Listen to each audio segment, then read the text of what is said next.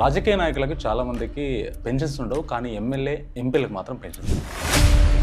ఒక రాజకీయ నాయకుడు ఎమ్మెల్యేగా మరియు ఎంపీగా పనిచేసినట్లయితే జీవితాంతం అతడు 2 పెన్షన్లు తీసుకుంటాడు sir. And MLA pension from state government. 1953 salaries and pensions act of legislatures Andhra Pradesh నుంచి అండ్ తెలంగాణ ఒకటే చట్టం.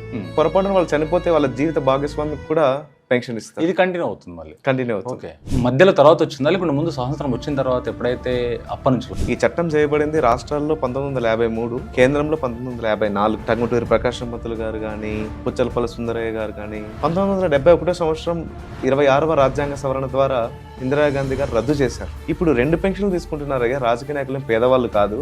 1 pension is enough for 1 politician. ఒక రాజకీయ నాయకుడికి 1 పెన్షన్ ఉండాలి అనేది నా పోరాటం. అది కూడా అసలు ఉండకూడదు అని చెప్పేసి లాస్ట్ టైం ఇంతకుముందు కూడా సుప్రీంకోర్టులో దీన్ని పిల్లేయడం జరిగింది. కానీ 2018లోనే ఈ పిటిషన్ సుప్రీంకోర్టు కొట్టేసిందండి. ఒక బిస్కెట్ ప్యాకెట్ కొంటే అందులో ₹1 ప్రభుత్వానికి పన్ను కడతాం. You are paying tax. As a citizen of this country I have right to ask, right? అదే 100,000 కోట్లు ఉండే రాజకీయ నాయకులు మాత్రం అయ్యా మీరు 2 పెన్షన్లు తీసుకుంటున్నారు, 1 పెన్షన్ వదులుకోవచ్చు కదా అని ఎందుకు అడగదు? హైయెస్ట్ తీసుకుంటుంది ఎవరు మన తెలుగు రాష్ట్రాల్లో? అందులో ప్రముఖ వ్యక్తి మెగాస్టార్ డాక్టర్ కె చిరంజీవి గారు.